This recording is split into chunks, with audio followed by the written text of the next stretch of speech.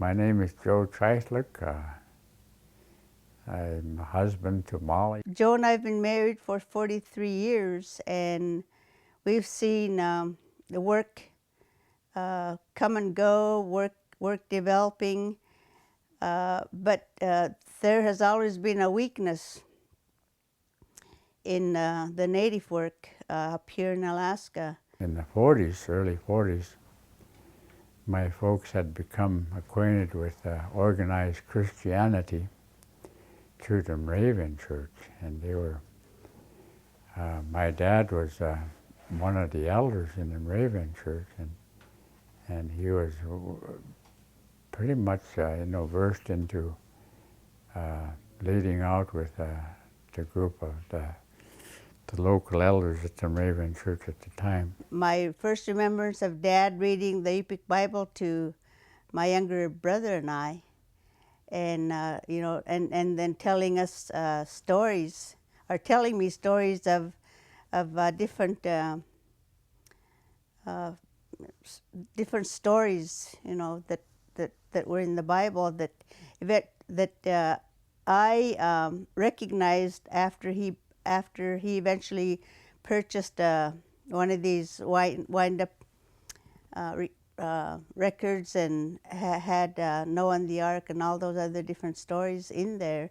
And then he was, as far as I knew, when my mom died when I was like 3 years old, and eventually he remarried, and the lady that he married, I think was a Russian Orthodox at first, but started attending the Moravian Church. I guess my history with Adventist Church starts from in the early 50s in Togiak. I was actually born and raised in Togiak. My folks were from there.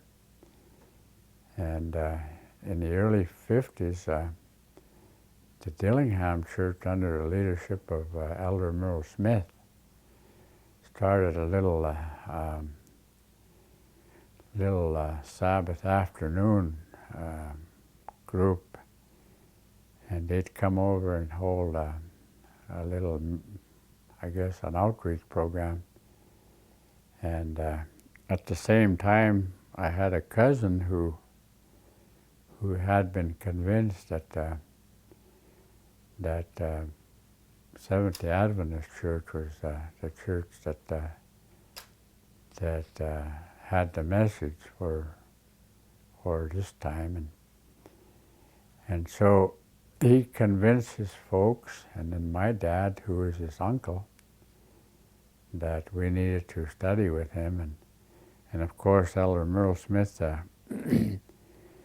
and the group from Dillingham back then was Libby's and others that were here, and they'd come on Sabbath to help to hold meetings in Togiak. It was primarily in homes, and a lot of time it was in our house, little house we had in Togiak, and sometimes it over in my cousin Tom Bavelas at the time. Once we moved up to Aleknagik, where I grew up, there was an Adventist church there, and he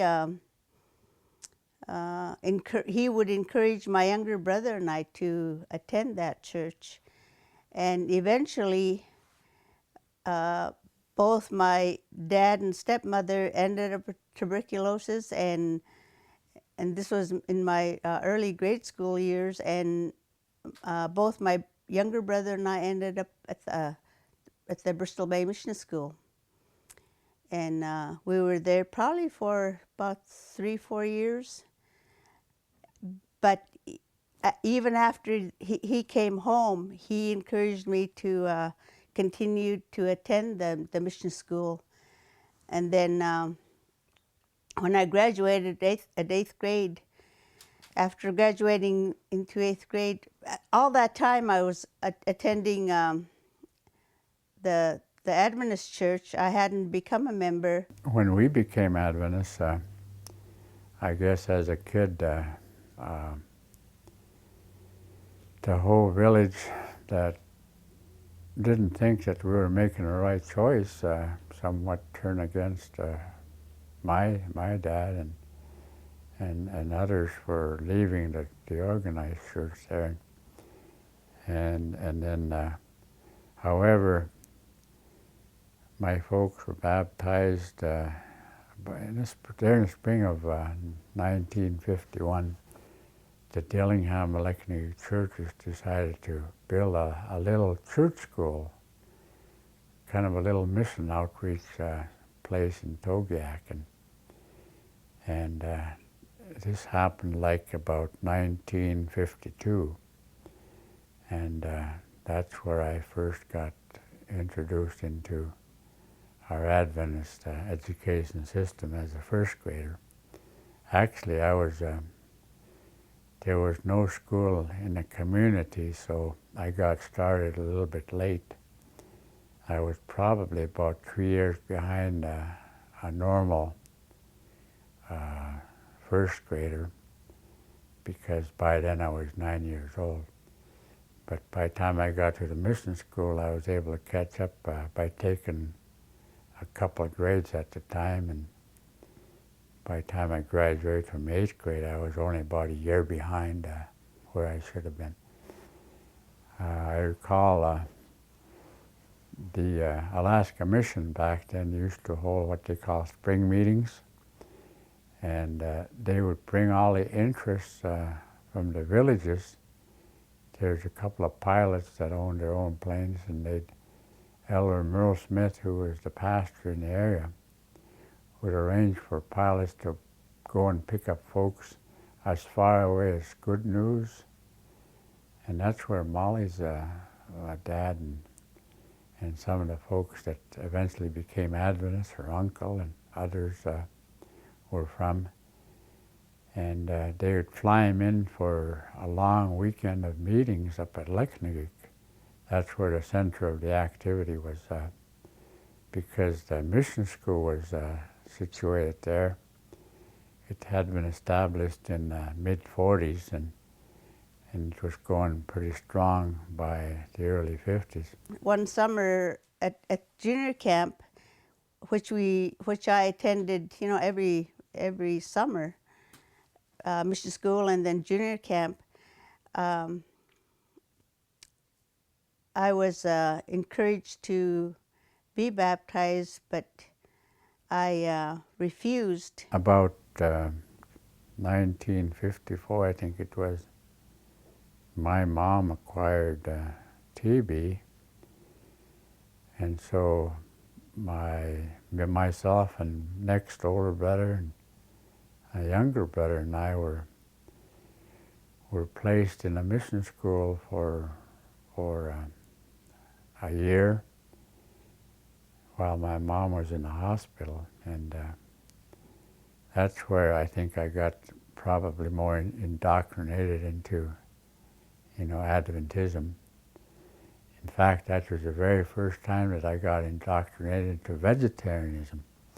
My first experience with vegetarianism was one of the first meals that I was told to eat was with a meal with hominy.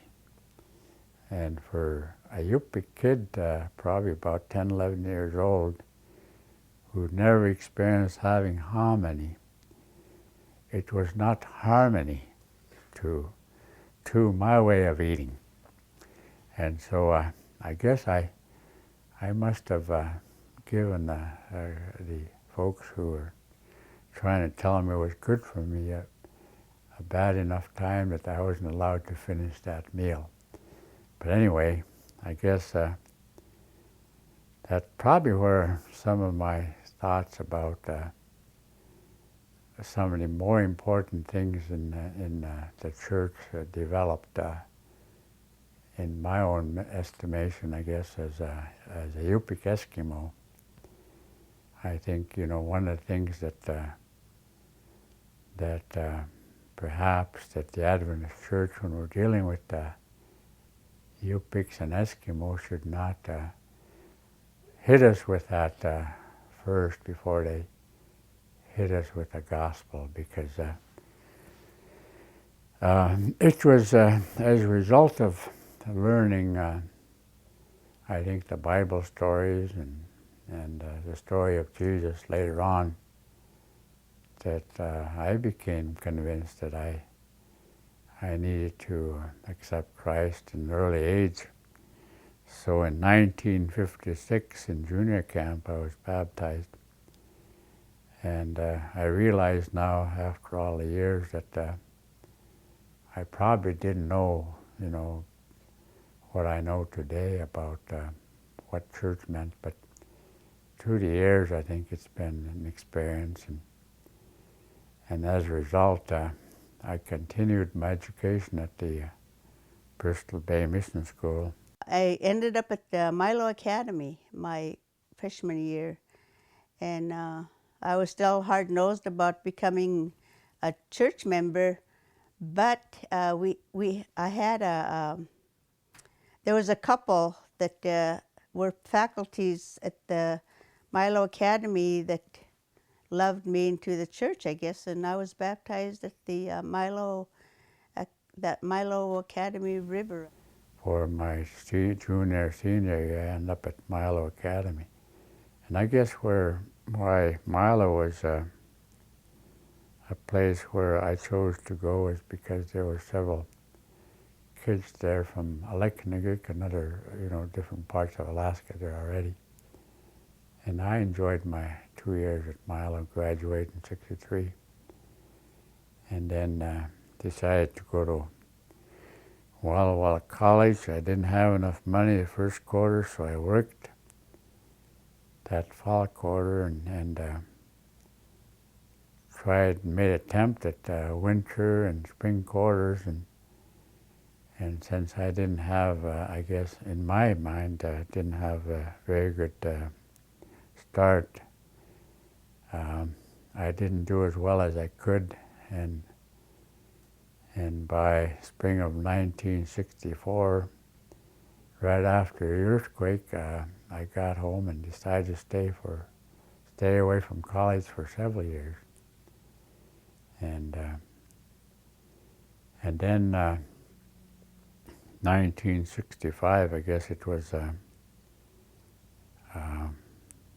I was approached by, back then, the conference, Alaska Mission Conference president, Joe Hansen, to help with native work. And I think back at that incident,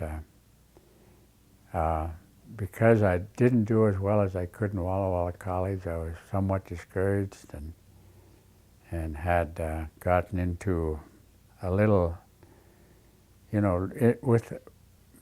I guess got into a little wrong crowd for a year or so. And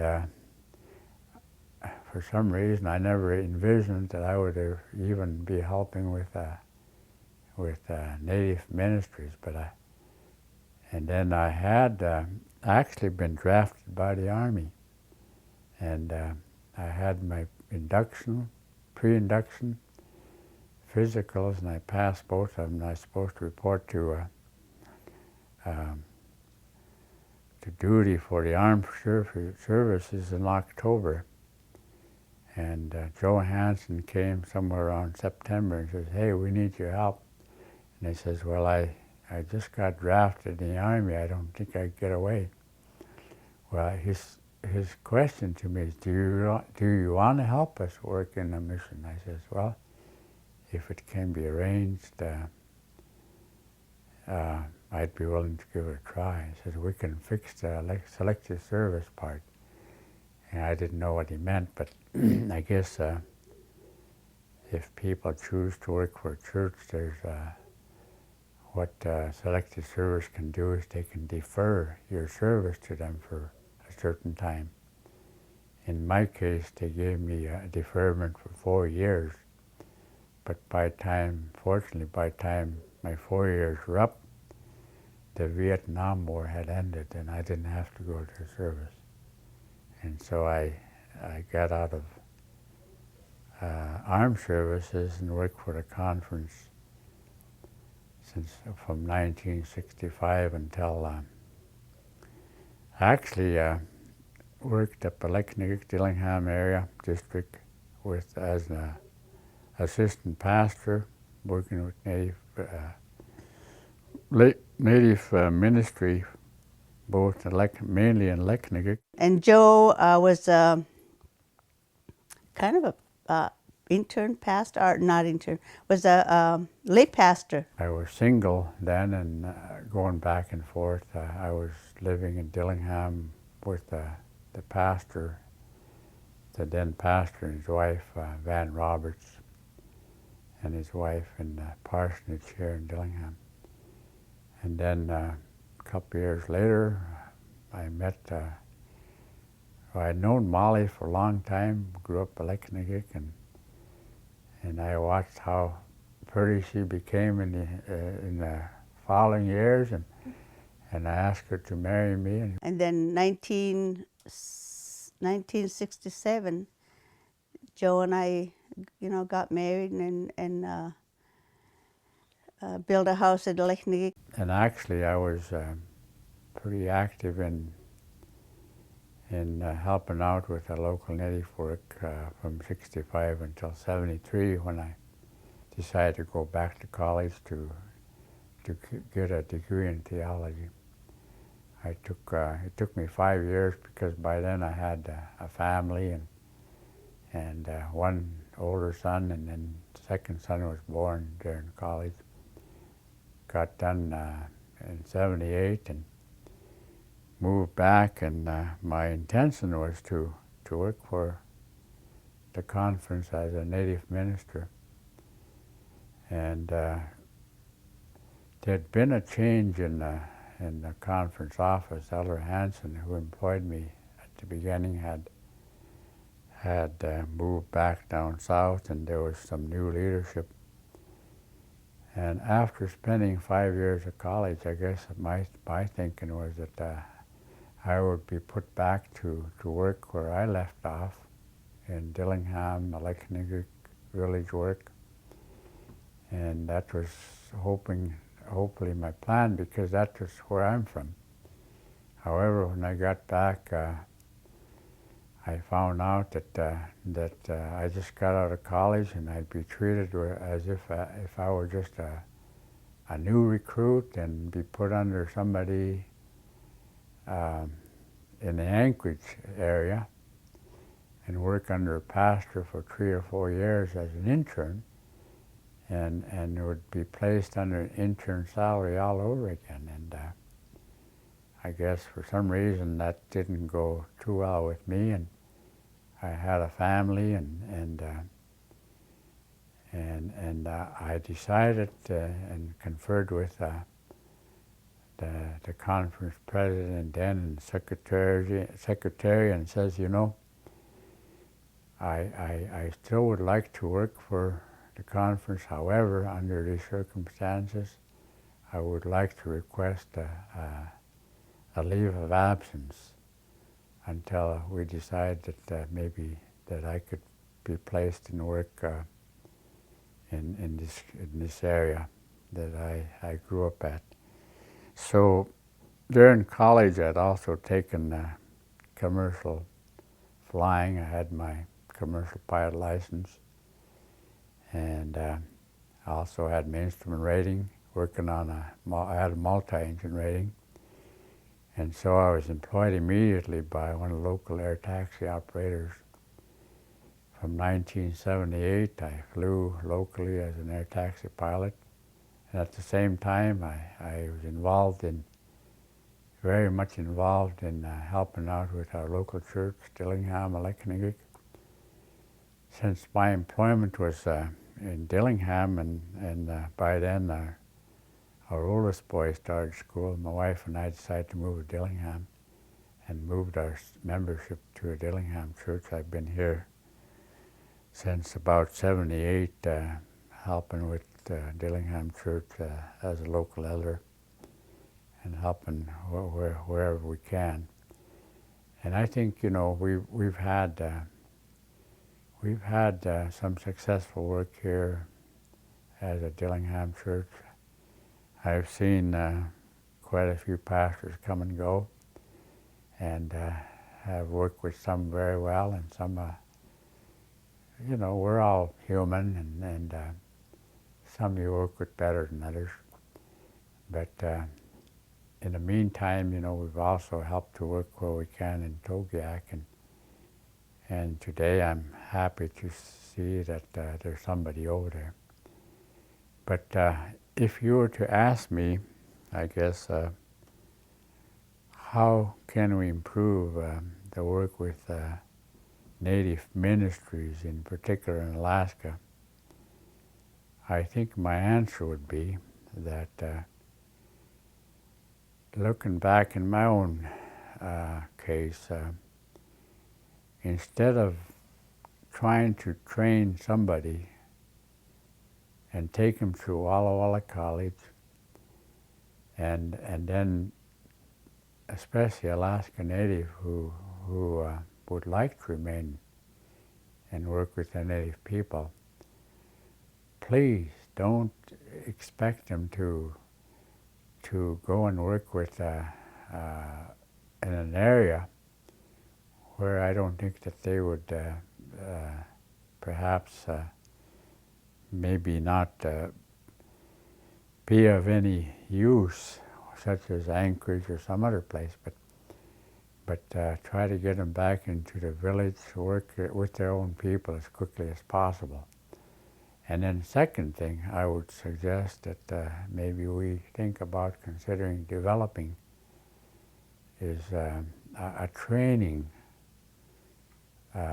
program of some sort where people who are interested in lay ministry not necessarily have to go to Walla Walla College or any other Adventist institution to get a degree in order to help out in village work, but perhaps maybe on a conference level or even on a regional level, develop a small, maybe a seminary type setting, school for young people who might be interested in learning how to work as a minister in a community.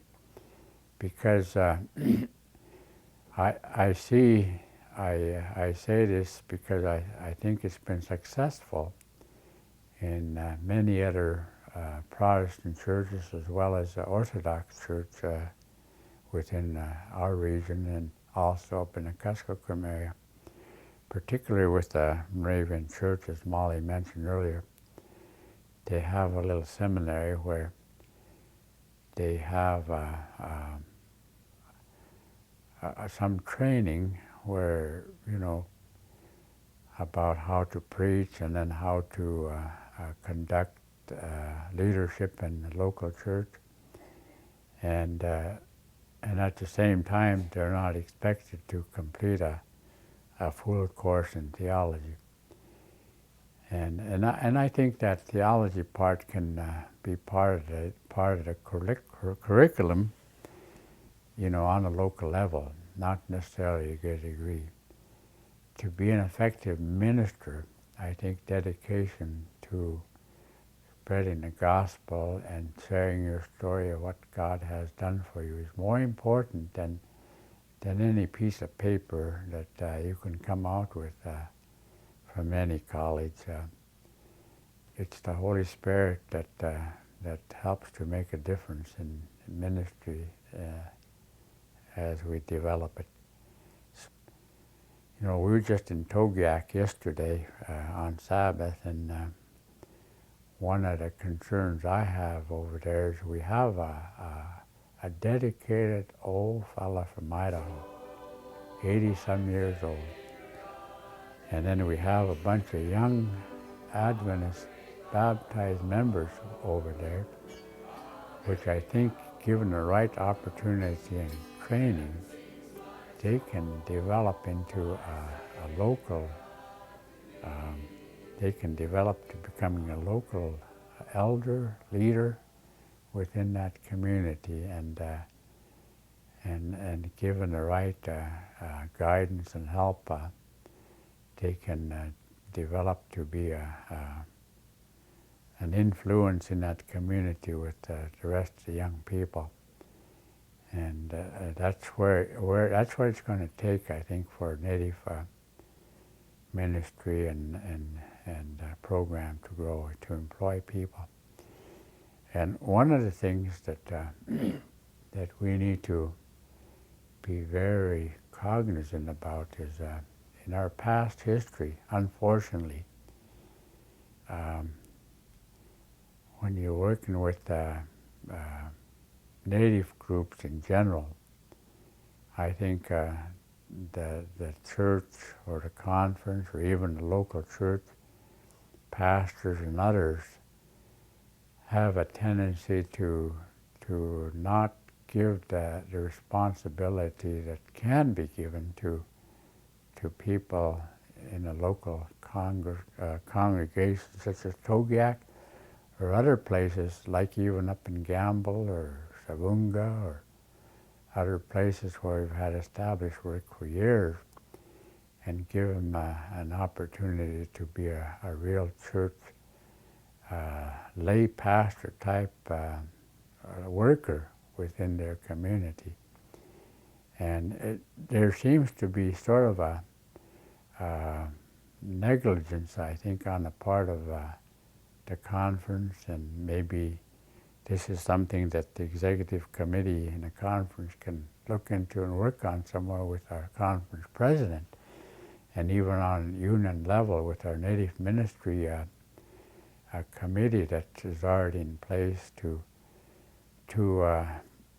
make sure that that there's better understanding and communication between our conference presidents, our pastors, to learn to trust and give responsibility to our Native folk more than they have in the past. Because given the opportunity, I think a Native folk can do just as well as anybody else. You know, throughout my lifetime, there's been a lot of things that have happened throughout the state of Alaska where I think proves that given opportunity, Native people can become leaders. In 1971, there was an act called Alaska Native Land Claim Settlement Act, and as a result, Native corporations, both on a village and regional level, were developed, and a lot of leaders since then have been trained and have become very good at running business corporations within their villages and on the regional level, to where in today's business world, I think Alaska Native corporations have become some of the most successful businesses in the state of Alaska. For instance, the regional corporation that I have recently become a chairman of has been has been rated number 2 business in the state of Alaska for the last 2 years. So given the opportunity, our Native people, I think, can do just as well as leading out in church work wherever they are, and just with a little help and training, I think they can help to finish the Lord's work. And I know it takes a lot of time and dedication in order to get people to do it, but the tools that I think that we can give our Native folks, as I mentioned, one is to have a training program that is geared primarily for Alaska Natives. In particular, we have over 200 villages, and most of the villages in our state are still uncovered, untouched with this message. And so we need to employ and give opportunity to our Native folk. And one other thing that I think that has been discussed is that Alaska has a lot of population from villages has shifted over to Anchorage within the last 15, 20 years.